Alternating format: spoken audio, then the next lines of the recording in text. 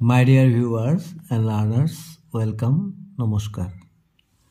গুণোৎসৱ প্ৰথম পৰ্যায় 2024 চনৰ শ্ৰেণী পঞ্চম মেথমেটিক্স MCQ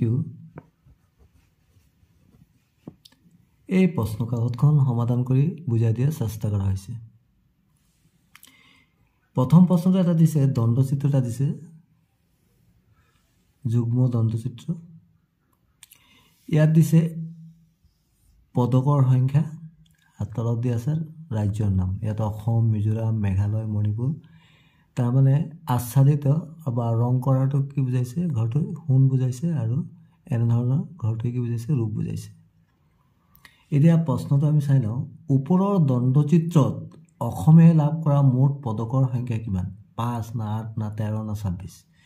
আমি অসম চাই লওঁ। ইয়াত দেখিলোঁ আমি, ইয়াত দিয়া আছিলে এটা ঘৰৰ কিমান? দুটা পদক। ইয়াত কেইটা ঘৰ আছে? শুনক, 1 2 3 4 5 6 7 8টা ঘৰ আছে। তাৰমানে অসমে সোণ কেইটা পাইছে? এটা ঘৰে কেইটা বুজাইছে? দুটা পদক। তো 8টা ঘৰ আছে, 8 দুগুণ কিমান হ'ব? 16টা সোণ পাইছে। আৰু ৰূপ 1 2 3 4 5 5 দুগুণ 10। তো ৰূপ কিমান পাইছে? 10টা। তো মুঠ কিমান পালে পদক? 16 লগত আমি 10 যদি যোগ কৰি কিমান? 6 1 1 2 26টা পদক পাইছে। তো কোনটো অপশ্যনত 26 আছে? ডি অপশ্যনত। ডি অপশ্যনটো শুদ্ধ হ'ব। পিছৰ প্ৰশ্ন, 5টা অংক বিশিষ্ট আটাইতকৈ ডাঙৰ সংখ্যাটো কি হ'ব? 5টা 9 হ'ব। আৰু এইটো এই অপশ্যনটোতে শুদ্ধ আছে।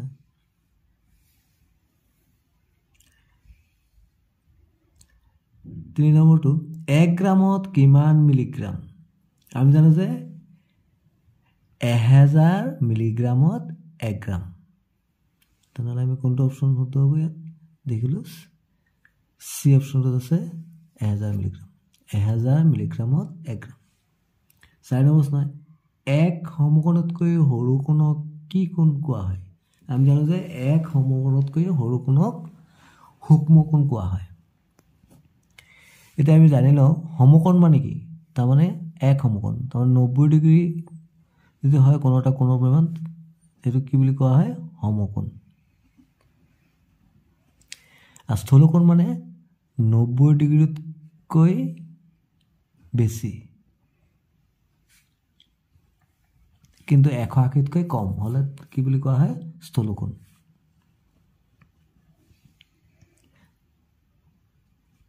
তাৰমানে স্থূলকোণ মানে 1 সমকোণতকৈ ডাঙৰ, তাৰমানে 90 ডিগ্ৰীতকৈ বেছি কিন্তু 180তকৈ কম। তাৰপিছত আছে সৰল কোণ। সৰল কোণ মানে কি? 180 ডিগ্ৰী কোণক কি বুলি কোৱা হয়? সৰল কোণ। 180 ডিগ্ৰী কোণক কি বুলি কোৱা হয়? সৰল কোণ। পিছৰ প্ৰশ্ন, 2 5 7 9 অংককেইটাৰে গঠন কৰিব পৰা আটাইতকৈ ডাঙৰ সংখ্যা কোনটো? এইটো একেবাৰে ইজি প্ৰচেছটো হ'ল, আটাইতকৈ ডাঙৰ অংকটো প্ৰথমে লিখিব লাগে। তেনেকৈ 9, তাৰপিছত ইয়াৰ পিছত কোনটো আছে? 7, তাৰপিছত কোনটো আছে? 5, তাৰপিছত কি হ'ব? একেবাৰে সৰুটো 2। তাৰমানে 9752। কোনটো অপশ্যনত আছে? ডি অপশ্যনত আছে। 6, ইয়াত এটা খালী বাকচ আছে, হৰণ 6 = 21। খালী বাকচটো তলৰ কোনটো সংখ্যা হ'ব? 6 না 21 না 126 না 621? কোনটো হ'ব? ইয়াৰ একেবাৰে উজু নিয়মটো হ'ল, যিহেতু এইটো হৰণত আছে, তেনেহ'লে আমি কি কৰিম? এইটোক কি বুলি কোৱা হয়? এইটো কোৱা হয় ভাজক। এইটো হ'ল ভাগফল দিছে। ভাজক আৰু ভাগফলক যদি আমি পূৰণ কৰোঁ, তেতিয়া আমি কি পাই যাওঁ? ভাজ্য পাই যাওঁ। এইটো ভাজ্য হ'ব। তেনেহ'লে আমি কি কৰিম? 21ক 6ৰে পূৰণ কৰি দিম। 6 × 6 6 × 12। কিমান পালোঁ? 126। পিছৰ প্ৰশ্ন, এজন শ্ৰমিকৰ 15 দিনৰ মজুৰি 4500 টকা হ'লে শ্ৰমিকজনৰ প্ৰতিদিনৰ মজুৰি কিমান হ'ব? আমি কি ধৰিলাম? আমি কি কৰিব লাগিব? যিহেতু 15 দিনৰ মজুৰি দিছে 4500 টকা, তে এদিনৰ মজুৰি উলিয়াব লাগে প্ৰতিদিনৰ। তাৰমানে আমি কি কৰিম? 4500ক 15ৰে হৰণ কৰি দিম। 4500ক যদি আমি 15ৰে হৰণ কৰি কিমান পাওঁ?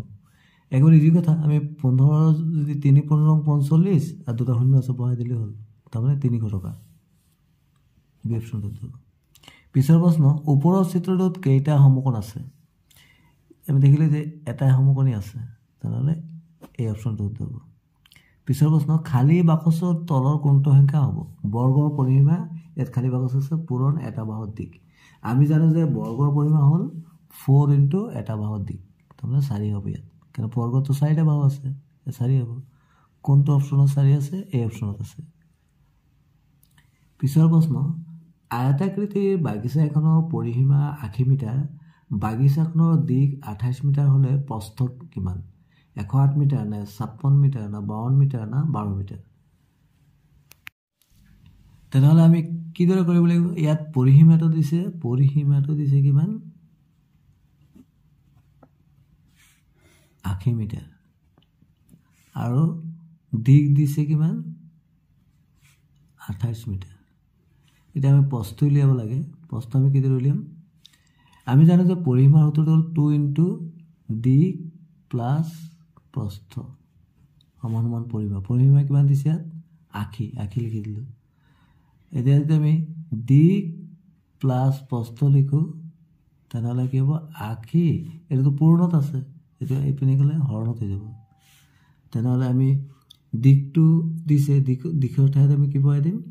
28 বহাই দিলোঁ। এতিয়া প্ৰস্থ বাকী আছে, এতিয়া 80ক যদি 2 হৰণ কৰি কিমান পাম আমি? 40 পালোঁ। এতিয়া প্ৰস্থ সমান কিমান হ'ব? 40ৰ পৰা আমি কি কৰিম? এইপিনে প্লাছ আছে, এইপিনে গ'লে মাইনাছ হৈ যায়, 12 হ'ব, 12 মিটাৰ। কোনটো অপশ্যনত হ'ব? ডি। পিছৰ প্ৰশ্ন, তলৰ কোনটো সংখ্যা 4ৰ এটা গুণিতক? 19 হ'ব না 20 হ'ব না 21 হ'ব না 22 হ'ব? এইটো শুদ্ধটো হ'ব 20, বি অপশ্যনটো শুদ্ধ হ'ব। 4ৰ গুণিতক মানে কি? যেনেকৈ 4ৰ গুণিতকবোৰ কি? 4ৰ গুণিতকবোৰ কি ধৰি উলিয়াম আমি? 4 নেওতাটো জানিলে হৈ গ'ল। 4 × 4, 4 × 2 = 8, 3 × 4 = 12, 4 × 4 = 16, 4 × 5 = 20 পাই গ'লোঁ। পিছৰ প্ৰশ্ন, ইয়াত এটা উৎপাদক বৃক্ষ দিছে, খালী বাকচত কি হ'ব? ইয়াত খালী বাকচ দিছে, 4 হ'ব না 7 হ'ব না 10 হ'ব না 18 হ'ব? এটা আমি জানো 40ক 20 × 2 = 40, 20ক কি হ'ব? 2 দিছে, তাৰমানে 20ক 2 হৰণ কৰিলে 10 হ'ব। তাৰমানে 2ৰ লগত যদি আমি 10 পূৰণ কৰোঁ, তেনেহ'লে কি হ'ব? 20 হ'ল নাই?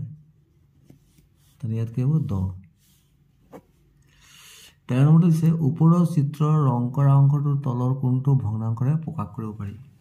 5/3, 6/3, 8/3, 8/5। তো কোনটো হ'ব বাৰু? ইয়াত দেখিলে আমি কিদৰে উলিয়াব লাগে ভগ্নাংশ? প্ৰথমে আমি চাব লাগে কেইটা ভাগ আছে। 1, 2, 3, 4, 5, 6, 7, 8টা আছে, তাৰমানে হৰটো 8 হ'ব। এতিয়া লবটো কিমান হ'ব? কেইটাত ৰং কৰা আছে? 1, 2, 3, 4, 5, তাৰমানে 5/8, মানে 8/5। কোনটোত আছে? ডি অপশ্যনত। তাৰমানে কিদৰে কৰিব লাগে? প্ৰথমে যি মুঠ কেইটা অংশ আছে সেইটো হৰত বহাব লাগে। যেনে 1, 2, 3, 4, 5, 6, 7, 8 বহালোঁ। আৰু লগত কেইটা ৰং কৰা অংশ আছে? 1, 2, 3, 4, 5, তাৰমানে 5/8। পিছৰ প্ৰশ্ন, তলৰ কোনটো 4/7ৰ এটা সমতুল্য ভগ্নাংশ? এই 4/7 দিছে, তাৰমানে 7/4 সমতুল্য মানে কি ধৰি ল'ম? সমতুল্য আমি এদিন ল'ম, যেনেকৈ ইয়াত লবটো আছে 4, হৰটো আছে 7। আমি এনে সংখ্যা পূৰণ কৰিব লাগিব, লবৰ লগত আৰু হৰৰ লগত একে সংখ্যা পূৰণ কৰিব লাগিব। যদি 2 কৰোঁ তেনে কিমান হ'ব? 4 × 2 = 8, 7 × 2 = 14। 8/14 আছে নেকি? নাই, এইটো আছে 4/14। তেনেহ'লে আমি আকৌ চাম। এইবাৰ কি কৰিম? আমি 3ৰে পূৰণ কৰি চাওঁ, তাৰমানে লবৰ লগত 3 পূৰণ কৰিলে হৰৰ লগতে 3 পূৰণ কৰিব লাগিব, সমান সমান। 3 × 4 = 12, 3 × 7 = 21, 12/21, এইটো আছেই। পিছৰ প্ৰশ্ন, 3 কিলোমিটাৰ 9 মিটাৰ, এটা খালী বাকচ আছে মিটাৰ, কিমান মিটাৰ হ'ব? খালী বাকচত তলৰ কোনটো হ'ব? 39, 309, 390, 3009। আমি জানো যে 3 কিলোমিটাৰ কিমান হয়? মিটাৰত নিব লাগে। আমি জানো যে 1000 মিটাৰত 1 কিলোমিটাৰ, 3 কিলোমিটাৰত কিমান হ'ব? 3000, আৰু তো 9 মিটাৰ আছেই, যোগ কৰি দিলে হ'ল। তেতিয়া 3 লগত 1000 পূৰণ কৰিলে 3000 মিটাৰ যোগ 9 মিটাৰ, তো কিমান হ'ল? 3009 মিটাৰ। কোনটোত আছে? ডি অপশ্যনত। 16 নম্বৰ এটা পানী টেংকিত 500 লিটাৰ পানী ধৰে তেনেকুৱা 7টা টেংকিত কিমান লিটাৰ পানী ধৰিব একেবাৰে উজু কথা 500 লিটাৰ এটা টেংকিত ধৰে তেনে 7টা লিটাৰ আমি কি কৰিম 500ক আমি হাতেৰে পূৰণ কৰি দিলে গ'ল নহলে 500 500 7 বাৰ যোগ কৰিব লাগিব ইয়াতকৈ যদি আমি পূৰণ কৰি দিম 7 0 0 7 0 0 5 7 গুণ 35 3500 কোনটো অপচনত আছে বি অপচনত আছে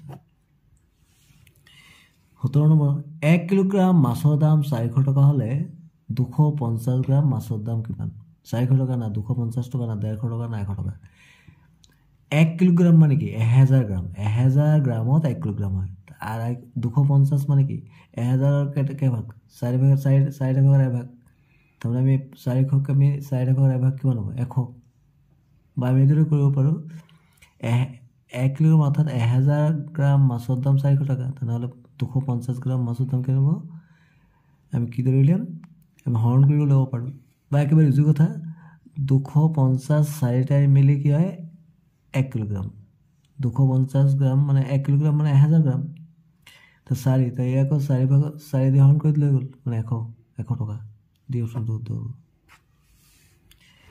পিছৰ প্ৰশ্ন 15/100 মানে 100 ভাগৰ 15ক দশমিক ভগ্নাংশত প্ৰকাশ কৰিলে তলৰ কোনটো হ'ব 1.5 না 0.15 না 0.015 না 0.0015 ইয়াত দিছে 15/100 তাৰমানে কিদৰে কৰিব লাগে একেবাৰে উজু কথাটো হ'ল প্ৰথমে আমি লবত থকা সংখ্যাটো এদৰে লিখি দিম লিখাৰ পিছত একৰ পিছত কেটা জিৰো আছে তলত হৰত দুটা তাৰ দুটা অংকৰ আগত দশমিক 1 2